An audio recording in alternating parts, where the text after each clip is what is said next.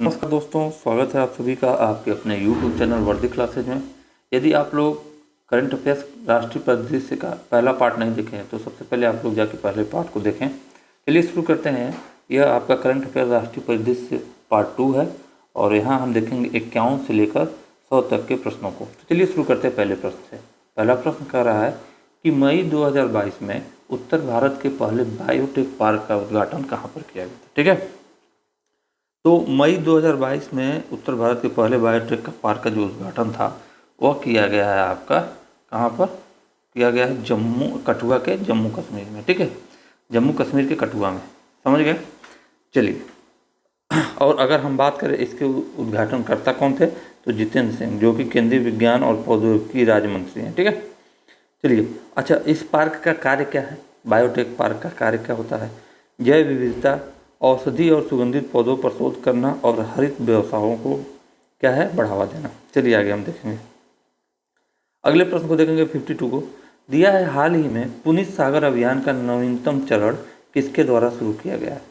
तो किसके द्वारा शुरू किया गया? राष्ट्रीय कैडेट कोर। ठीक है, किसके द्वारा शुरू किया गया? राष्ट्रीय कैडेट कोर यानी एनसीसी के द्वारा। क्लियर। चलिए आगे हम देखेंगे उद्देश्य क्या है इसका। ठीक है, पुनीत सागर अभियान का स्थानीय लोगों को स्वच्छ भारत के बारे में अवगत कराना और उन्हें उसके प्रति जागरूक बनाना। आगे देखेंगे 53 देखेंगे। जून 2022 में कहाँ पर एक राष्ट्रीय खाद्य प्रयोगशाला का उद्घाटन किया गया था? 53 देखें तो कहाँ पर, तो वह किया गया आपका रक्सौल बिहार में। क्लियर। तो 53 का बी क्या हो जाएगा, करेक्ट हो जाएगा। अच्छा, अब यहाँ पर देखेंगे जो इससे संबंधित संस्था कौन है? राष्ट्रीय खाद्य प्रयोगशाला से इससे संबंधित जो संस्था है वह है आपका FSSAI। इसका नाम तो सुने होंगे। इसको क्या हम बोलते हैं? Food safety and standards authority of India, FSSAI। अक्सर आप लोग देखें इसका ट्रेडमार्क लगा होता है। देखें अगले प्रश्न को। जून 2022 में किस स्थान पर आयोजित मुख्य सचिवों के पहले राष्ट्रीय सम्मेलन की अध्यक्षता प्रधानमंत्री नरेंद्र मोदी द्वारा की गई? 54 को देखेंगे, समझ गए। तो कहाँ पर की गई? तो यह आपका धर्मशाला हिमाचल प्रदेश में की गई, इसलिए करेक्ट ऑप्शन आपका बी होगा। क्लियर। और आयोजन स्थल की बात करें तो यह जो आप HPCA स्टेडियम धर्मशाला में है वहीं पर इसकी आयोजन की गई। आगे हम बात करें अगले प्रश्न को।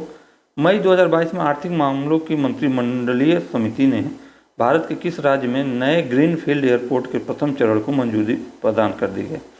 तो कहाँ पर नए ग्रीनफील्ड एयरपोर्ट के प्रथम चरण को मंजूरी प्रदान की है? कहाँ पर? यह आपका गुजरात में। ऑप्शन ए क्या हो जाएगा आपका, करेक्ट हो जाएगा। क्लियर। चलिए अगले प्रश्न को देखते हैं। जून 2022 में किस राज्य की विधानसभा ने राज्य विश्वविद्यालयों के कुलाधिपति के रूप में राज्यपाल की जगह मुख्यमंत्री को नियुक्त करने के लिए एक विधेयक पारित किया? 56 देखिएगा, इंपॉर्टेंट करिएगा इसको, क्योंकि आज तक विश्वविद्यालयों के जो कुलाधिपति होते थे वह राज्य के राज्यपाल होते थे, लेकिन अब से क्या होगा, वहाँ उस राज्य में मुख्यमंत्री ही होंगे। तो कौन सा राज्य है आपका? पश्चिम बंगाल। अगर बात करें CM के तो कौन है आपके? ममता बनर्जी। अगले बात करें अगले प्रश्न की। दिया है जून 2022 में प्रधानमंत्री नरेंद्र मोदी ने कहाँ पर ब्रिटिश युग के भूमिगत बंकर के अंदर भारतीय क्रांतिकारियों की नवनिर्मित गैलरी क्रांति गाथा, जिसका नाम क्या रखा गया था? क्रांति गाथा, ठीक है, का उद्घाटन किया? कहाँ पर? तो बात करते हैं, वह है आपका राजभवन मुंबई में। ठीक है, 57 का ए। क्लियर। चलिए अगले प्रश्न को हम देखेंगे। यहाँ पर अगला प्रश्न है कि जून 2022 में प्रधानमंत्री नरेंद्र मोदी ने किस समाचार पत्र के द्विशताब्दी समारोह को संबोधित किया? तो किस समाचार पत्र के? मुंबई समाचार। ऑप्शन बी क्या होगा आपका? करेक्ट होगा। चलिए आगे हम देखेंगे और अगला प्रश्न देखते हैं। जून 2022 में भारत के किस शहर में इस्पात स्लैग से निर्मित पहले 6 लेन वाले राजमार्ग का उद्घाटन किया गया? तो कौन सा राज्य है? वह आपका है सूरत। ऑप्शन ए क्या होगा? करेक्ट होगा। इसमें इस्पात स्लैग से निर्मित पहले 6 लेन वाले राजमार्ग का क्या हुआ? उद्घाटन हुआ। चलिए आगे हम देखेंगे। अगला प्रश्न देखते हैं। जून 2022 में किस राज्य में वन हेल्थ पायलट प्रोजेक्ट को लॉन्च किया गया था? किस राज्य में वन हेल्थ पायलट प्रोजेक्ट को लॉन्च किया गया था? तो वह है आपका कर्नाटक। ऑप्शन ए क्या होगा आपका? करेक्ट होगा। कर्नाटक में वन हेल्थ पायलट प्रोजेक्ट को लॉन्च किया गया था। अगर स्थान बताएं कहाँ से लॉन्च हुआ था तो है आपका बेंगलुरु। और यह इसमें अगर हम संबंधित मंत्रालय की बात करें तो मत्स्य पालन, पशुपालन और डेयरी मंत्रालय से संबंधित है। और अगर बात करें इस प्रोजेक्ट के माध्यम से चुनौतियों का समाधान करने के लिए, ठीक है, कौन सी चुनौती का समाधान? पशुधन स्वास्थ्य है, मानव स्वास्थ्य है और पर्यावरण से जुड़े हितधारकों को एक साझा मंच पर लाने की पहल की गई है। अगले प्रश्न को देखेंगे 61 को। दिया है जून 2022 में केंद्रीय मंत्रिमंडल ने अग्निपथ योजना को मंजूरी दी। इस योजना के संबंध में निम्न कथनों पर विचार कीजिए। 61 का देखेंगे। 61 क्या कर रहा है तो चलिए देखेंगे। दिया है कि इस योजना के तहत चुने गए युवाओं को अग्निवीर कहा जाएगा। यह बात तो सही है। उसके बाद बात कर रहा है कि यह 4 वर्ष की अवधि के लिए सशस्त्र बलों में सेवा करने की अनुमति देती है। यह भी सही है। इसमें शामिल होने के लिए उम्मीदवार की आयु 18 से 21 वर्ष के बीच होना चाहिए। बताइए, 18 से 21 वर्ष के बीच होना चाहिए। तो यह जो है आपका गलत है, क्योंकि 18 से नहीं, वह है आपका 17.5 से 21 वर्ष के बीच होना चाहिए, तो इसलिए यह गलत हो गया। और उसके बाद है आपका चौथा पॉइंट, 4 वर्षों के बाद सेवा से बाहर होने पर अग्निवीर को 10.5 लाख यानी 10.5 लाख रुपये सेवा निधि पैकेज के रूप में प्रदान किया जाएगा। तो क्या है आपका, यह आपका कितना है? 10.5 लाख रुपये न होकर कितना है आपका? यह है आपका 11 लाख रुपये ना, 11.7 है।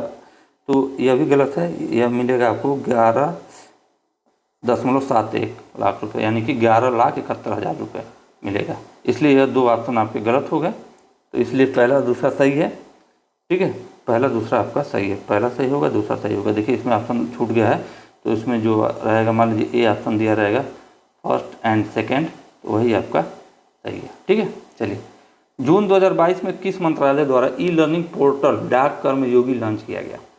ई लर्निंग पोर्टल है डाक कर्मयोगी, लॉन्च किया गया किस मंत्रालय के द्वारा? ठीक है भैया, बहुत ही आसान है। शिक्षा मंत्रालय के द्वारा तो डाक संबंधित नहीं है, रक्षा मंत्रालय से डाक संबंधित नहीं है, सूचना मंत्रालय हो गया और संचार मंत्रालय। तो यह किसके द्वारा लॉन्च हुआ? संचार मंत्रालय। ऑप्शन ए क्या होगा? करेक्ट होगा। क्लियर। चलिए आगे देखेंगे। जून 2022 में पहली थीम आधारित भारत गौरव ट्रेन की शुरुआत किन 2 स्थानों के बीच की गई थी? 63 को इम्पोर्टेंट करिएगा। तो की गई आपकी उत्तरी कोयम्बटूर से साईनगर शिरडी के बीच में। अगला प्रश्न देखेंगे। जून 2022 में किन 2 देशों के बीच यात्री बस सेवा 2 वर्षों के बाद पुनः शुरू की गई?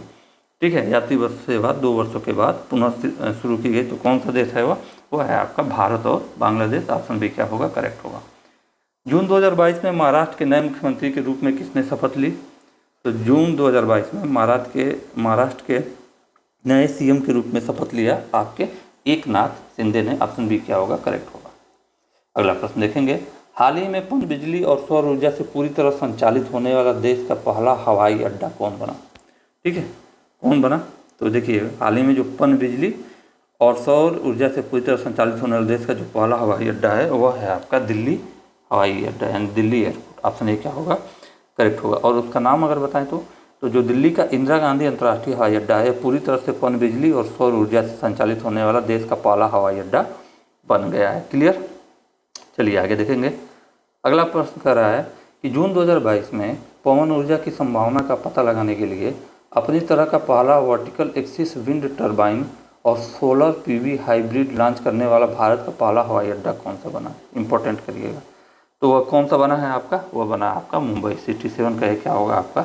करेक्ट होगा। अगर हम बात करें जून 2022 में जो मुंबई स्थित छत्रपति शिवाजी महाराज, अगर उसके एयरपोर्ट की बात करें तो कौन सा है?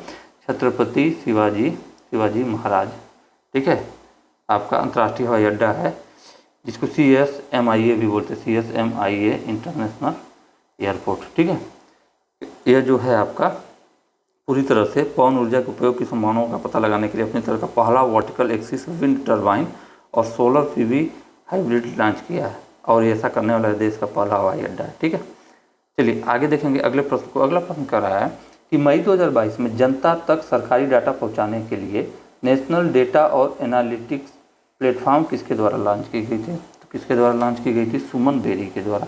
ऑप्शन बी होगा आपका करेक्ट। अच्छा, ये लॉन्च कब किया गया था? तो बात करें लॉन्च इसका 13 मई 2022 में, डेट एग्जैक्ट नहीं पूछेगा, 13 मई 2022 में लॉन्च किया गया था। और सुमन बेरी, ठीक है, सुमन बेरी है कौन? या आपके नीति आयोग के उपाध्यक्ष, इसमें प्रेजेंट में आपके नीति आयोग के उपाध्यक्ष के रूप में भी कार्य कर रहे हैं। नीति आयोग के उपाध्यक्ष। क्लियर? अध्यक्ष की बात करें, ठीक है, तो कौन है बताइए आप लोग कमेंट में। अगला प्रश्न देखिए, मई 2022 में किस राज्य में हुए उत्खनन कार्य की कार्बन डेटिंग से इस बात की पुष्टि हुई है कि भारत में लोहे का प्रयोग 4200 साल पहले हुआ था? चलिए तो बताएंगे हम, ठीक है। यहाँ पर देखेंगे, चलिए क्वेश्चन छूट गया, 69 छूट गया। मई 2022 में किस राज्य में उत्खनन कार्य की कार्बन डेटिंग से इस बात की पुष्टि हुई कि भारत में लोहे का प्रयोग 4200 साल पहले हुआ था? तो वह है आपका कौन सा राज्य है? तमिलनाडु। ऑप्शन बी क्या होगा आपका? करेक्ट होगा, ठीक है। और कहाँ पे इसका उत्खनन हुआ था? तो मदियालदुमपराई गांव है, मयिलादुमपराई गांव, यह कहाँ पे है? कृष्णगिरी जिला, तमिलनाडु में। चलिए आगे हम देखेंगे, 71 देखते हैं। दिया है कि मई 2022 में संपन्न हुए राष्ट्रीय सागर माला शीर्ष समिति की बैठक के संदर्भ निम्न कथनों पर विचार कीजिए। चलिए विचार करते हैं। पहली बात कर रहा है कि इस समिति का गठन केंद्रीय मंत्रिमंडल द्वारा वर्ष 2015 में किया गया था। बात सही है। इसकी अध्यक्षता पत्तन, पोत परिवहन और जलमार्ग मंत्री करते हैं। सही है। पत्तन, पोत परिवहन और जलमार्ग मंत्रालय ने तटीय जिलों के समग्र विकास के लिए अभिसरण मोड के अंतर्गत 567 परियोजनाओं की पहचान की है। ये भी सही है। जब तीनों सही है तो करेक्ट ऑप्शन आपका डी होगा, सभी कथन सही है। मई 2022 में पूर्वोत्तर के शिक्षित युवाओं में कौशल बढ़ाने के लिए कितने national institute of electronics and information technology केंद्रों का उद्घाटन किया गया था? 72 का हम देखेंगे। चलिए बताइए, ठीक है। तो कितने केंद्रों का? 5 केंद्रों का। क्लियर? कितने केंद्रों का? 5 केंद्रों का। और अगर हम बात करें ये 5 केंद्र कहाँ कहाँ स्थित है तो देख लीजिएगा। जो आपका यहाँ पर national institute of electronics and information technology ने लॉन्च किया था। एक तो है आपका डिब्रूगढ़ में। कहाँ पे है? डिब्रूगढ़। एक है आपका डिब्रूगढ़ में। दूसरे की बात करते हैं, दूसरा है आपका दीमापुर में। कहाँ पर है? दीमापुर, ठीक है। तीसरे की बात करते हैं वह है आपका जोरहट में, जोरहट या जोरहाट। और चौथे की बात करते हैं आपका पासीघाट में है, ठीक है। सब पूर्वोत्तर राज्यों के स्थल हैं। और यह 8वां बात करें सेनापति में। क्या सेनापति कहाँ है आपका? सेनापति जिला आपका मणिपुर में, ठीक है। तो ये 5 जगह हैं। चलिए 73 देखें। मई 2022 में जीतो कनेक्ट, ठीक है, जीतो कनेक्ट 2022 के उद्घाटन सत्र को किसके द्वारा संबोधित किया गया था? ठीक है, मई 2022 में तो किसके द्वारा किया गया था संबोधित? एक ही लोग तो हैं जो संबोधित कर रहे हैं, हमारे पीएम साहब नरेंद्र मोदी, ठीक है। जीतो कनेक्ट 2022 का उद्घाटन हुआ था 6 से 8 मई 2022 को। क्लियर? और इसका संबोधन वीडियो कॉन्फ्रेंसिंग के द्वारा हुआ था, ठीक है। थीम जान लीजिए, टुगेदर टुवार्ड्स टुमारो।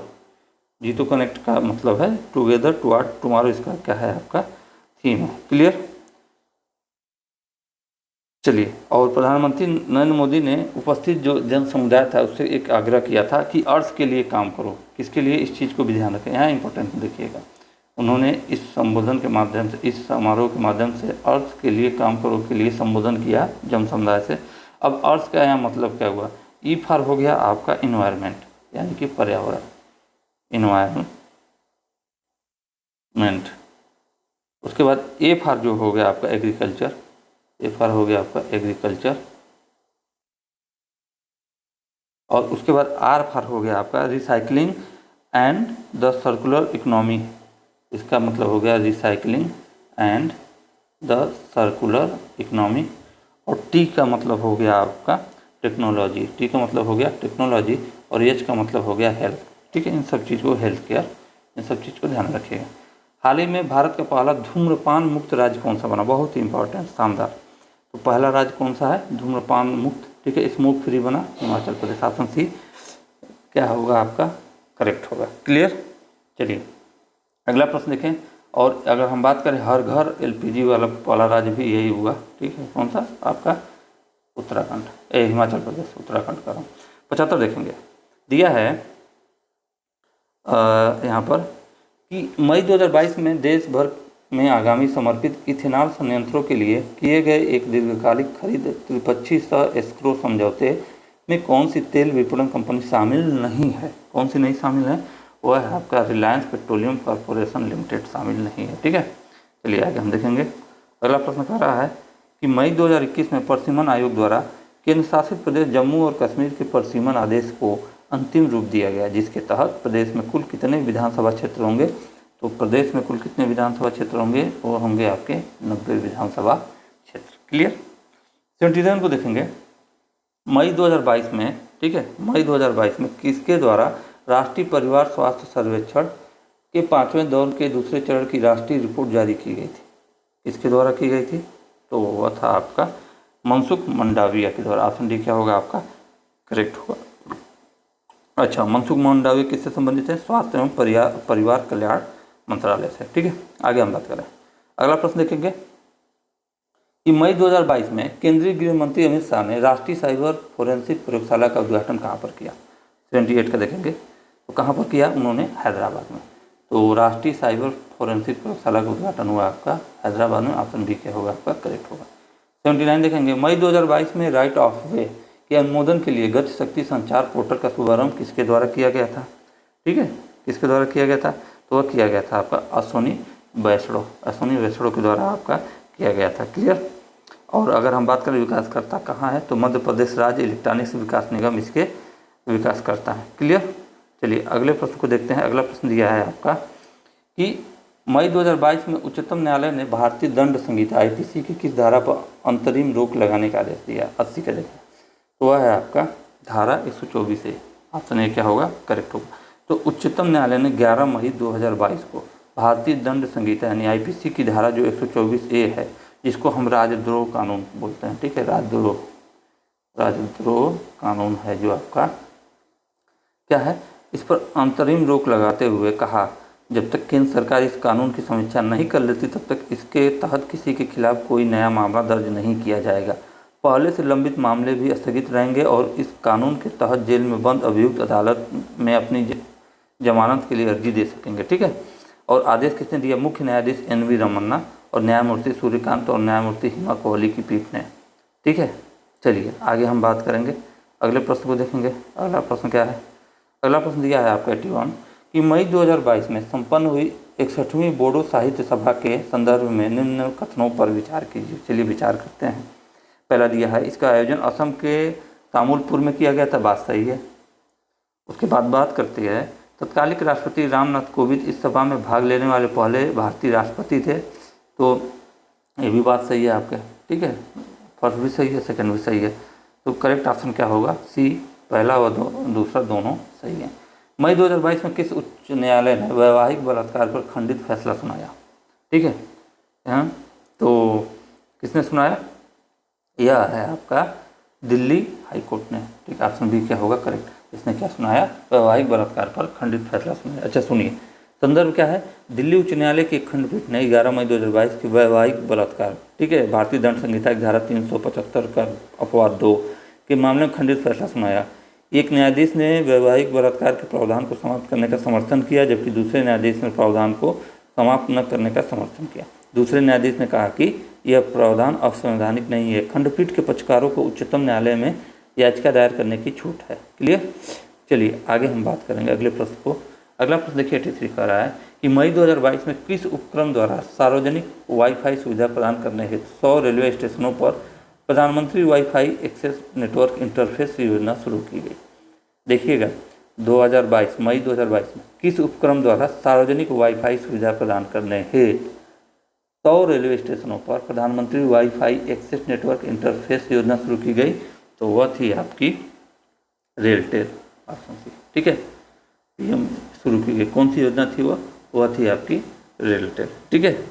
अगर हम बात करें 9 मई 2022 को, और यह आपका मिनी रत्न सार्वजनिक उपक्रम है, यहाँ पर हम बात करें, और उद्देश्य क्या है? रेलवे स्टेशनों पर सार्वजनिक वाईफाई सुविधा प्रदान करना। ठीक है। और आगे हम देखेंगे यहाँ पर PM वाणी योजना जान लीजिए। यह दूरसंचार का एक महत्वाकांक्षी कार्यक्रम है जिसका उद्देश्य सार्वजनिक वाईफाई सुविधा प्रदान करना है। अगला प्रश्न देखेंगे, मई 2022 में अमित शाह द्वारा सुंदरवन के दुर्गम क्षेत्र की सुरक्षा के लिए बनाई गई किन फ्लोटिंग सीमा चौकियों का उद्घाटन किया गया? ठीक है, BOP। तो मई 2022 में अमित शाह द्वारा सुंदरबन के दुर्गम क्षेत्रों की जो सुरक्षा के लिए बनाई गई फ्लोटिंग चौकियाँ, सीमा चौकियाँ थी, उनका उद्घाटन किया गया। उनका नाम है आपका किन, नर्मदा, सतलज और कावेरी। ठीक है, अब आगे हम बात करेंगे। चौकियों के नाम हो गए नर्मदा, सतलज, कावेरी। इसका जो संबंधित किससे है, गृह मंत्रालय से। और एक BOP, ठीक है, इसके निर्माण की लागत लगभग 38 करोड़ रुपए है और इसका वजन 53,000 मीट्रिक टन है। आगे हम देखेंगे। ये सीमा चौकियाँ सभी आधुनिक सुविधाओं और सुरक्षा उपकरणों से लैस हैं। ये सीमा चौकियाँ 1 महीने तक बिना ईंधन भरे DG सेट के साथ चल सकती हैं। समझ रहे हैं ना, ये पानी में तैरती हुई रहेगी ये जो सीमा चौकी है। मई 2022 में किसके द्वारा शिक्षकों के शिक्षण संकायों में विकास के लिए देश भर में सक्षम इकोसिस्टम तैयार करने के उद्देश्य से एक मालवीय मिशन का विचार प्रस्तुत किया है? तो वह है आपका धर्मेंद्र प्रधान। ऑप्शन डी क्या होगा, करेक्ट होगा। अच्छा, अब एक चीज़ देखेंगे, इसका उद्देश्य पंडित मदन मोहन मालवीय राष्ट्रीय शिक्षक और शिक्षण मिशन की योजना का उद्देश्य उत्कृष्टता के लिए सर्वोत्तम अंतर्राष्ट्रीय प्रथाओं का उपयोग करके स्कूलों, उच्च शिक्षा संस्थाओं और तकनीकी शिक्षा संस्थाओं में शिक्षकों और शिक्षण से संबंधित कमियों को दूर करना है। ठीक है, चलिए अगले प्रश्न को देखेंगे। मई 2022 में राष्ट्रीय स्टार्टअप सलाहकार परिषद की बैठक की अध्यक्षता किसके द्वारा की गई थी? तो वह की गई थी आपकी पीयूष गोयल के द्वारा। ऑप्शन डी क्या होगा आपका, करेक्ट होगा। इसके संबंधित मंत्रालय की बात करें तो वाणिज्य एवं उद्योग मंत्रालय। चलिए आगे देखेंगे। मई 2022 में सांस्कृतिक मंत्रालय ने आज़ादी के अमृत महोत्सव के तत्वाधान में किस महापुरुष की 250वीं जयंती के उपलक्ष्य में पूरे वर्ष चलने वाले उत्सव का कोलकाता में उद्घाटन समारोह आयोजित किया? तो देखें यहाँ पर 27 का जो हो जाएगा वह हो जाएगा आपका, ठीक है, राजा राम मोहन राय। बात समझे यहाँ पर क्या दिया है आपका, दिया है कि मई 2022 में संस्कृति मंत्रालय ने आज़ादी के अमृत महोत्सव के तत्वाधान में किस महापुरुष की 250वीं जयंती के उपलक्ष्य में पूरे वर्ष चलने वाले उत्सव का कोलकाता में उद्घाटन समारोह आयोजित किया था? वह है आपके राजा राम मोहन राय। अगला प्रश्न देखते हैं। मई 2022 में एक राष्ट्र एक पोर्टल की भावना को ध्यान में रखते हुए बायोटेक शोधकर्ताओं और स्टार्टअप के लिए किसके द्वारा एकल राष्ट्रीय पोर्टल बायो, ठीक है, बायोर राय लॉन्च किया गया। ठीक है, तो किसके द्वारा किया गया? वो किया गया आपका जितेंद्र सिंह के द्वारा। ऑप्शन ए क्या होगा आपका, करेक्ट होगा। ठीक है, पोर्टल का पूरा नाम अगर हम बायोर रैप की बात करें तो biological research regulatory approval portal है। ठीक है, उद्देश्य क्या है इसका? देश में जैविक अनुसंधान और विकास गतिविधियों के लिए नियामक अनुमोदन की मांग करने के सभी लोगों की जरूरत पूरी करने और ईज ऑफ साइंस के साथ ईज ऑफ बिजनेस को भी पूरा करना है। ठीक है, अच्छा, अगर इसका हम रिलेशन देखें किससे है, विज्ञान एवं प्रौद्योगिकी मंत्रालय से। आगे हम देखेंगे 89 यहाँ पर हम देखेंगे। चलिए अगला प्रश्न देखिए, कह रहा है कि यहाँ पर मई 2022 में, ठीक है, मई 2022 में भारत के पहले अतुल्य भारत अंतर्राष्ट्रीय, ठीक है, एक सेकेंड रुकिए थोड़ा सा, हाँ दिया है 89, यहाँ पर हम देखेंगे 89 दिया है आपका कि मई 2022 में भारत के पहले अतुल्य भारत अंतर्राष्ट्रीय क्रूज सम्मेलन का आयोजन कहाँ पर किया गया? ठीक है, तो कहाँ पर किया गया? वह किया गया आपका मुंबई में। ऑप्शन डी क्या होगा, करेक्ट होगा। क्लियर, चलिए आगे हम देखेंगे। अगला प्रश्न है आपका, अगला प्रश्न है आपका कि 90 मई 2022 में भारतीय गैस एक्सचेंज IGX जिसको बोलते हैं इंडियन गैस एक्सचेंज पर घरेलू गैस का व्यापार करने वाली कंपनी भारत की पहली अन्वेषण और उत्पादन कंपनी कौन बनी है? ठीक है, तो कौन बनी है? वो है आपका ONGC। क्लियर, कौन बनी है आपकी? ONGC। चलिए आगे हम देखेंगे, बात करेंगे 91 मई 2022 में national data and analytics platform किसके द्वारा लॉन्च किया गया था? तो किसके द्वारा यह लॉन्च किया गया है? तो यह किया गया है आपका नीति आयोग के द्वारा। तो ऑप्शन सी क्या होगा इसका, करेक्ट होगा। समझ गए, चलिए आगे हम देखेंगे। मई 2022 में जारी नागरिक पंजीकरण प्रणाली रिपोर्ट 2020 के अनुसार वर्ष 2020 में जन्म के समय सबसे अधिक लिंगानुपात किस राज्य या केंद्र शासित प्रदेश में दर्ज किया गया था? तो किस राज्य, अब देखिए ये इंपॉर्टेंट करिएगा कि मई 2022 में जारी नागरिक पंजीकरण प्रणाली CRS की रिपोर्ट, ठीक है, 2020 के अनुसार वर्ष 2020 में जन्म के समय सबसे अधिक लिंगानुपात किस राज्य या केंद्र शासित प्रदेश में दर्ज किया गया था? तो वह था आपका लद्दाख। तो ऑप्शन ए क्या होगा आपका, करेक्ट होगा। आगे हम देखेंगे। मई 2022 में किस भारतीय राज्य के पोमई नागा जनजाति द्वारा पोमई आबादी वाले क्षेत्रों को नशा मुक्त क्षेत्र ड्रग फ्री जोन घोषित किया गया?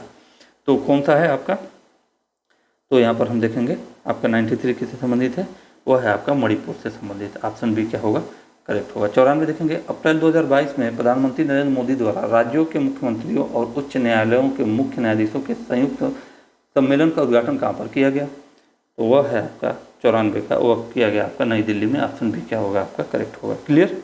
चलिए आगे हम देखेंगे अगला प्रश्न। अगला प्रश्न देखिए कर रहा है कि अप्रैल 2022 में वैश्विक आयुष निवेश और नवाचार शिखर सम्मेलन का आयोजन कहाँ किया गया, तो कहाँ पे किया गया था आपका, गुजरात के गांधीनगर में। ऑप्शन सी क्या होगा, करेक्ट होगा। 95 देखेंगे, हाल ही में किस राज्य सरकार ने ड्रोन पायलटों के प्रशिक्षण के लिए एक प्रशिक्षण संस्थान स्थापित करने की घोषणा की थी, ठीक है, तो कौन सी सरकार, हरियाणा सरकार ने, ठीक है, ड्रोन पायलटों के प्रशिक्षण के लिए प्रशिक्षण संस्थान स्थापित करने की घोषणा की। चलिए आगे हम बात करेंगे। 97 देखेंगे, अप्रैल 2022 में प्रधानमंत्री नरेंद्र मोदी ने किसके 400वें प्रकाश वर्ष समारोह को संबोधित किया, तो वह था आपके गुरु तेग बहादुर, ठीक है, गुरु तेग बहादुर इनके मतलब जन्म के 400वें प्रकाश वर्ष समारोह को संबोधित किया, ठीक है। अच्छा, गुरु तेग बहादुर की बात करें तो गुरु तेग बहादुर सिख धर्म के 9वें गुरु थे। अगर इनकी बात करें 9वें गुरु थे एवं छठे गुरु हरगोविंद सिंह के सबसे छोटे पुत्र थे। और आगे हम बात करें यहाँ पे सबसे बड़ी चीज़ क्या था कि गुरु तेग बहादुर को हिंद दी चादर कहा जाता था। क्या कहा जाता था, हिंद दी चादर या हिंद द चादर कह सकते हैं, हिंद दी चादर इनको कहा जाता था, हिंद दी चादर। क्लियर। चलिए, और क्या हुआ था, 1675 में इस्लाम धर्म को अपनाने से इनकार करने पर औरंगजेब के आदेश पर इनकी क्या कर दी गई थी, हत्या कर दी गई थी। इस्लाम धर्म न अपनाने के कारण इनकी औरंगजेब के द्वारा हत्या करवा दी गई। अच्छा, अगला हम देखेंगे, भारत का पहला शुद्ध हरित हाइड्रोजन संयंत्र कहाँ स्थापित किया गया, बहुत ही इंपॉर्टेंट। तब यह कहाँ पे स्थापित किया गया था, जोरहाट में। कहाँ पे, जोरहाट में। 98 का एक क्या होगा आपका, करेक्ट होगा। क्लियर। चलिए आगे हम बात करते हैं। जोरहाट अगर जानेंगे कहाँ है, जोरहाट आपका असम में है, इस चीज़ को भी ध्यान में रखिएगा, जोरहाट आपका है असम में। आगे देखेंगे 99, अप्रैल 2022 में प्रधानमंत्री नरेंद्र मोदी ने विश्व स्वास्थ्य संगठन वैश्विक पारंपरिक चिकित्सा केंद्र की आधारशिला कहाँ रखी। 99 को देखेंगे तो कहाँ पे रखी, वो रखी आपकी जामनगर में। ऑप्शन भी क्या होगा, करेक्ट होगा। क्लियर। जामनगर कहाँ है, ये अभी आप लोगों को पता है, आपका गुजरात में है। जामनगर कहाँ पे है आपका, गुजरात में। चलिए आगे देखेंगे आज का लास्ट प्रश्न, 100वां प्रश्न, अप्रैल 2022 में सीमा सड़क संगठन के महानिदेशक जनरल राजीव चौधरी द्वारा किस दर्रे पर विश्व की सबसे ऊंची सुरंग के निर्माण करने की घोषणा की गई। चलिए इंपॉर्टेंट कर लीजिएगा, तो किस दर्रे पर, सिंकुला, ठीक है, किस दर्रे पर, सिंकुला दर्रे पर। और यह जो दर्रा है आपका लद्दाख की जास्कर घाटी और हिमाचल प्रदेश की लाहौल घाटी के मध्य स्थित है। कहाँ पर है यह आपका है लद्दाख की, ठीक है, लद्दाख की जो आपकी जास्कर घाटी है, लद्दाख की आपकी जास्कर घाटी है, और हिमाचल प्रदेश की आपकी जो लाहौल घाटी है, हिमाचल प्रदेश की कौन सी घाटी है, लाहौल घाटी के बीच स्थित है, लाहौल घाटी के बीच स्थित है। क्लियर। तो चलिए यह वीडियो यहीं समाप्त होता है, फिर मिलेंगे अगली वीडियो में, तब तक के लिए जय हिंद जय भारत।